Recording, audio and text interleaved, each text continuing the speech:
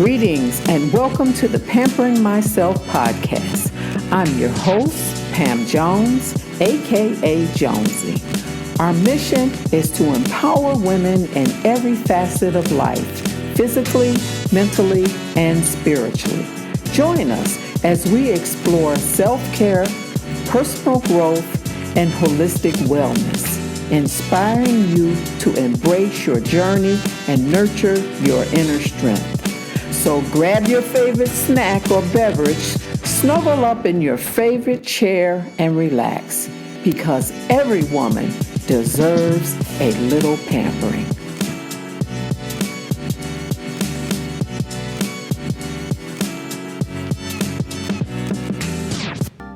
Have you ever had something that you wanted to say, something that you wanted to share, or maybe even something you wanted to create? But before you moved forward, you started thinking about who might see it. You had an idea. You felt excited about it, and you may even started working on it. But then the questions came. What will people think? What if I don't sound polished? What if I make a mistake? What if I put it out there and nobody responds? And maybe the biggest question of all, what if they see me trying? Today I want to talk about visibility. Not simple as being seen on social media, standing on a stage, or putting your face in front of a camera. I want to talk about the deeper kind of visibility, the kind that requires us to let people see our voice, our ideas, our gifts, our work, and even the person we're becoming. Because sometimes we're not afraid of being seen after we succeed. We're afraid of being seen while we're still trying to figure it out. And I understand that feeling. There has been times in my life when I knew I wanted to do something new, but I did not feel completely ready. I knew I had something to offer, but I still wondered whether other people would see the value in it. And I wondered whether I was qualified enough, experienced enough, polished enough, or confident enough. But what I learned is this: confidence doesn't always come before we show up. Sometimes confidence comes because we kept showing up.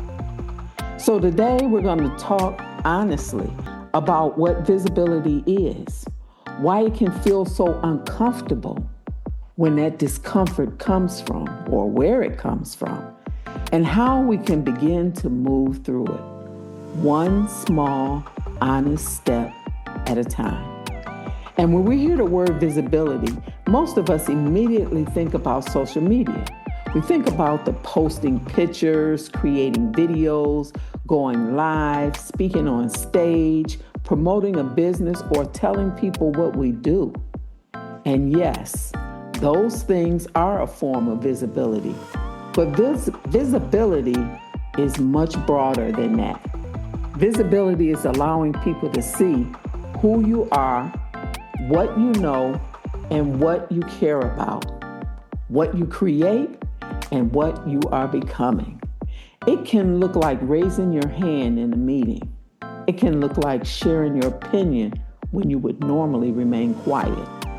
It can look like telling someone, this is what I do, and I believe it can help you. It can look like writing the book, starting a podcast, or submitting the application, offering the service, or telling the story you had held inside for years. Come on, I know I'm talking to somebody now. Visibility is not about being the loudest person in the room. It's not about sharing every private detail of your life. And it's not about performing for attention, pretending to be confident, or becoming someone you're not. You can be visible and still be private. You can be visible and still be soft-spoken. You can be visible and still move with wisdom and intention. And the goal is not to become louder. The goal is to become less hidden. That distinction matters because some of us have confused humility with hiding. We were taught not to brag, not to call attention to ourselves, and not to think too highly of ourselves. These lessons may have been intended to keep us grounded, but somewhere along the way, some of us begin to believe that being humble meant pretending our gifts did not exist. But humility does not require you to deny what God placed inside of you. You can be grateful for your gifts and still share them. You can acknowledge your experience with believing that you're better than anyone else, or without believing that. You can say, I know something that may help somebody, without apologizing for it. You see, visibility is not about proving yourself. It's about allowing what God placed in you to be seen, used, and shared. Now let's talk about why this can be so hard. One of the biggest pain points is the fear of judgment. The moment we decide to do something different, we start imagining what other people might say. We wonder whether family members will understand. We wonder whether old friends will think we're trying to be somebody. And we wonder whether people who knew us in one role will accept us in another. Now, maybe they knew you as a dependable employee, a wife, a mother, the caregiver, the quiet one, the person behind the scenes. Now you're saying to them, I'm a writer, I'm a speaker, I am starting a business. I am creating something of my own. And that kind of change can feel vulnerable because you're not only introducing your work, you're introducing a new version of yourself. Well, another pain point is being seen as a beginner. Many of us not mind learning in private. We'll take the class, watch the videos, read the books, and practice behind closed doors. But when it's time to let other people see us learning, that's when the discomfort shows up. You begin to think, what if I stumble over my words? What if the video is not professional? What if I don't know all the answers? And what if someone corrects me? There's something humbling about being new at something, especially when you're used to being competent. Now, after spending many years building experience in one area, it can be uncomfortable to step into another space and say, I'm still learning. But being a beginner does not mean you have nothing to offer. It simply means you're growing. Comparison is another visibility struggle. You look at someone who's been speaking for 10 years, posting for 5 years, or building a business for 20 years, and you compare those polished middle to your uncertain beginning. You see the finished product. You do not see their awkward video moments, the post nobody liked, the speech that did not land, or the idea that failed. See, comparison convicts us that we're behind when we may simply be at the beginning. Then there's the fear of being too old or too late. For women in the midlife and beyond, this could be a real concern. You might ask yourself, who wants to hear from me now? Or should I have started years ago? Is there still enough time? Will people take me seriously? But your age is not evidence that you missed your moment. Your age may be the very reason your voice carries wisdom. You've lived it. You've learned it. You have survived things you once thought might break you. You've made mistakes, changed your mind, started over, and discovered truths that cannot be learned from a textbook. This is not something to hide. This is something to honor. Another pain point is believing our experience is too ordinary to matter. We say, it was something I went through. Everybody knows this, or there's nothing special about my story. But what feels ordinary to you may be the exact message someone else needs. I've shared personal stories and had people come to me afterwards with tears in their eyes. And they said, I thought I was the only one. And that sentence stayed with me because it reminded me that when we hide our stories, we may also hide the connection, the comfort, and the hope that could come through them. And then there's the pain of silence. You finally post, you finally share something, you finally launch that business, and a few people respond. That can hurt. We may take the silence personally. We may decide that nobody cares what we share or it has no value. But visibility and immediate validation are not the same. Sometimes people are watching quietly, and sometimes the message needs to find the right person. And sometimes showing up is building your courage before it builds your audience. You see, the lack of applause does not mean the step was wasted. Our hesitation usually has a history. Some of us were laughed at, criticized, dismissed, or corrected in a way that embarrassed us.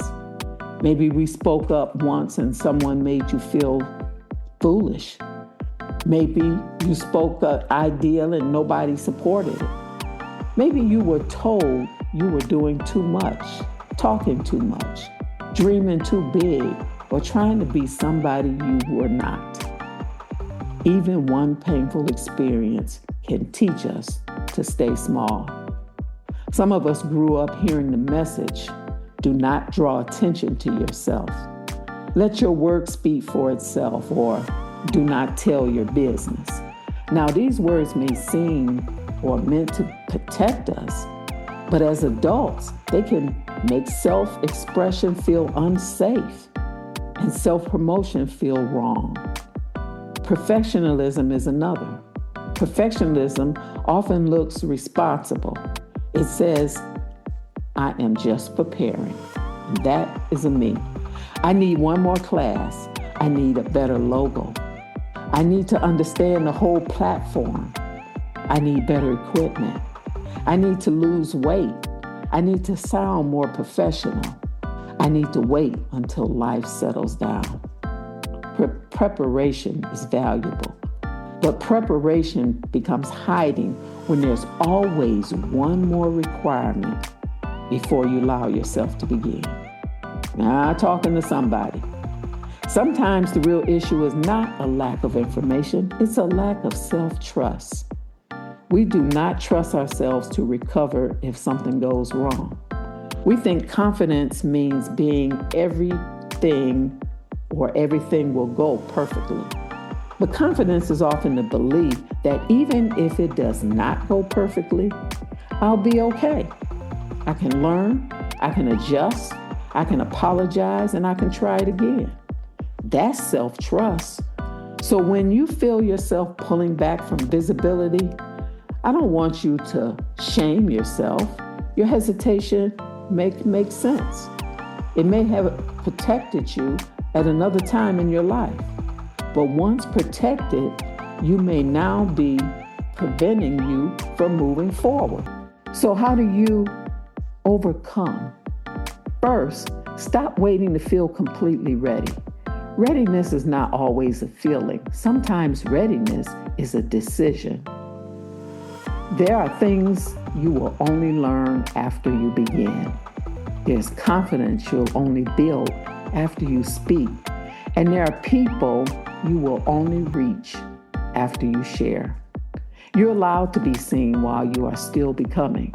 Second, start with the safe form of visibility.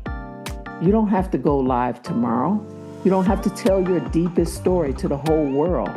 You do not have to make the biggest possible move. You can comment thoughtfully on someone's post. You can share one lesson you've learned. Or you can tell one trusted person about your idea. You can also record a short audio message. You can introduce yourself using the title you are growing into. See, these are small, visible steps, but they still count. Third, make the goal expression instead of approval. Before you share something, ask yourself, is this honest? Is it helpful? Is it aligned with who I am? Those are questions you can answer. You can't control whether everyone likes it. You can't control who responds. And you can't control who misunderstands you. But you can control whether you show up truthfully. And fourth, practice being imperfect.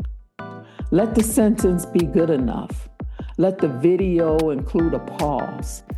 Let the first version look like a first version. Your first step does not need to impress people. It needs to introduce you to the woman who is willing to begin. And number 5, build what I call a visibility ladder. At the first level, you may write privately. At the second level, you share with a trusted friend. At the third level, you share in a small group. And at the fourth level, you share publicly. And at the fifth level, you speak, teach, sell, or lead. You do not have to leap from hiding to a spotlight. You can climb up one step at a time. Choose the step that stretches you without overwhelming you. And number 6, learn the difference between privacy and hiding. Privacy says, this part of my life belongs to me. Hiding says, I cannot let anyone see what I have to offer. You do not have to share everything to share something meaningful. You're allowed to have boundaries and still be visible. Number 7, keep evidence of your courage. Write down every time you show up. I posted, I applied, I asked, I spoke, I introduced myself, I shared my ideas. I told my story. I did not delete it. So do not record the results. Record the action. Confidence grows when you can look back and see evidence that you are willing to trust yourself. And finally, remember who your visibility may serve. Sometimes we're so focused on how we may be judged that we forget how someone else may be helped. There may be a woman who needs the lessons you've learned. There may be somebody who needs to hear how you survive. There may be a person who needs the resource you created, the encouragement you carry, or the truth you've been afraid to say. The question begins to change. Instead of asking, what will they think of me? You begin asking, who might miss what they need because I keep hiding? That does not mean you pressure yourself to perform. It means you remember that visibility can be an act of service. It is not only about being seen, it's about making it possible for the right person to find what you carry. And when I look back over my life, I can see times when I was waiting for a confidence that only came after I moved. When I began podcasting, I didn't have an answer or every answer. I had a reason. I had a message. I had lived experience, and I believed another woman might need to hear. And when I stepped into new spaces after retirement, I was learning. I was becoming visible in a different way. I had years of experience behind me, but I was still beginning a new chapter. And beginning again can make you feel exposed. But I thank God that I did not allow discomfort to make my decision. Because each time I showed up, I learned something. And each time I shared, I became a little stronger. And each time someone told me that a story, a podcast episode, or a word of encouragement helped them, I was reminded that visibility was never really about me. It was about connection. It was about purpose. It was about giving what I had learned somewhere to go. Now, I still have moments when I question myself. I still have ideas that make me nervous. And I still have to remind myself that I do not need to know everything before I begin. But I also learned this. Fear can have a voice, but it does not have to have the final vote. So I want to challenge you with a small challenge. Within the next 24 hours, take one visible action, not the biggest action, not the most dramatic action, one honest action. Say, this is something I care about. Say, this is something I created. Say, this is something I learned. Say, this is how I can help. Or say, this is the chapter I'm stepping into. Then notice what you feel before you do it. Notice what you feel while you're in the midst of it. And then notice how you feel afterwards. You may still feel nervous. That does not mean you fail. Courage and nervousness can exist in the same moment. Visibility is not waiting until you feel fearless. It is deciding that fear will not make your decisions for you. And you may believe you're waiting for confidence, but confidence may be waiting for you to make a move. And every time you allow yourself to be seen, you teach yourself that you can survive judgment, silence, imperfection, and uncertainty. And little by little, visibility stops feeling like exposure and starts feeling like freedom.